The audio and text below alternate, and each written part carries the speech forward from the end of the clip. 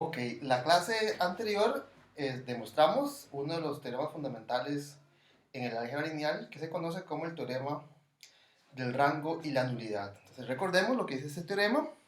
Si tenemos una transformación lineal entre espacios vectoriales, definimos dentro de esos espacios subespacios. En particular definimos lo que es el kernel de la transformación lineal T, que son todos los elementos del dominio de V que son enviados a cero bajo la transformación T. Y la imagen de T son todas las imágenes de elementos de V bajo la función T. Y el teorema del rango de la nulidad lo que relaciona son las dimensiones de estos espacios vectoriales. Dice que la suma de la dimensión del kernel más la dimensión de la imagen es igual a la dimensión del espacio de salida, del dominio de la transformación lineal T. Y lo demostramos, probamos algo más fuerte. Probamos que no solamente se cumple esta suma de números, de cardinales, de dimensiones, sino que además la construcción nos dice algo más fuerte. Nos dice que uno puede extender una base del kernel de forma que el complemento, a una base de V, de forma que el complemento de cierta forma genere la imagen. Una vez que enviamos el complemento a W, ese subconjunto va a ser una base para la imagen. Entonces, el tamaño de la imagen es igual que el tamaño del complemento de la base del kernel. Y es lo que dice el teorema del rango y la nulidad. Hoy vamos a ver ciertas consecuencias, ¿verdad? Porque es importante este teorema. Y lo primero que podemos hacer es ver qué es lo que sucede cuando las dimensiones de los espacios de salida y de llegada son distintas. Entonces veamos qué pasa cuando la dimensión del espacio de llegada de W es más pequeña que la dimensión de V.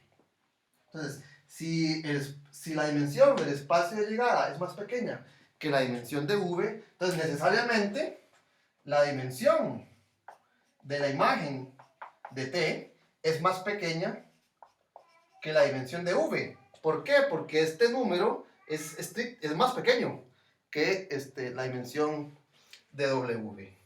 En particular, si la suma de estos dos números va a ser igual a la dimensión de V y este número no le llega a la suma, entonces necesariamente la dimensión del kernel tiene que ser positiva, ¿verdad? Si ese fuese cero, obtendríamos una igualdad que sabemos que no es cierta. Entonces la dimensión del kernel tiene que ser estrictamente positiva. Y eso quiere decir que el espacio vectorial no puede ser el espacio vectorial que únicamente contenga el cero. ¿Por qué? Porque ese espacio vectorial sí tiene dimensión cero. Y la clase anterior vimos que el kernel mide la falta de inyectividad. Entonces, si el kernel es distinto de cero, quiere decir que existen dos elementos que van a parar al mismo lugar. Es decir, que la transformación T no es inyectiva. Entonces, el teorema del rango y la nulidad me permite en ciertas ocasiones medir cuando una función no es inyectiva. Entonces, si la dimensión del espacio de salida es más grande que la del espacio de llegada, pero tal vez pensemos en un dibujo, si el espacio de salida es más grande que el espacio de llegada, para poder meter todo esto dentro de este cuadrito, voy a tener que hacer ciertos dobleces. Y por tanto van a haber elementos que se pegan, ¿verdad? Entonces, cuando yo doblo esto a la mitad, para que quepa en este cuadrito más pequeño, estos dos puntos van a tener que ir al mismo. No hay suficiente espacio para mandar puntos distintos a puntos distintos. Entonces, si la dimensión del espacio de salida es más grande que la dimensión del espacio de llegada, entonces la transformación nunca va a ser inyectiva, no va a poder ser 1 a 1.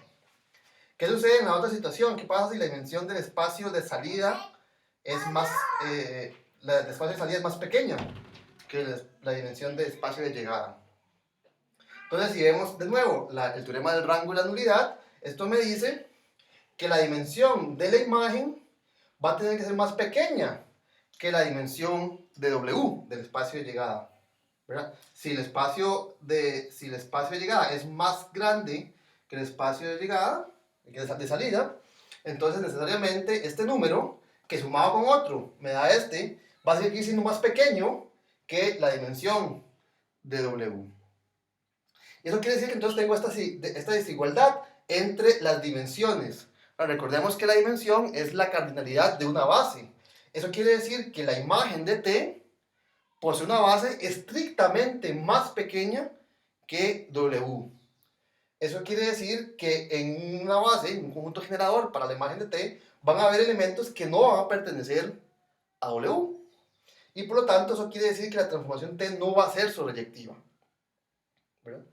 Esta desigualdad implica que la transformación T no es sobreyectiva. Y también es fácil ver tal vez en un dibujo, si vamos a salir de un espacio pequeño, ¿verdad? La dimensión de V es más pequeña que la dimensión del espacio de llegada, entonces tengo un espacio grande.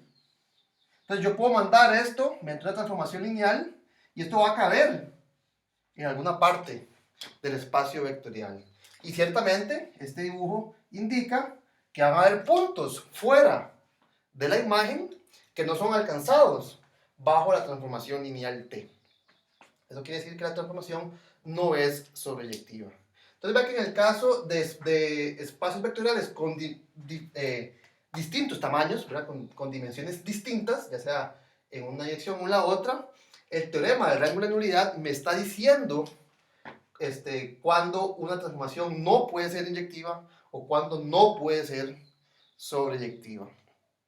En el siguiente video vamos a analizar qué es lo que me dice esta igualdad, este teorema, en el caso en que las dimensiones sean iguales. Vamos a ver que eso me va a dar consecuencias bastante interesantes que no se cumplen con otras funciones.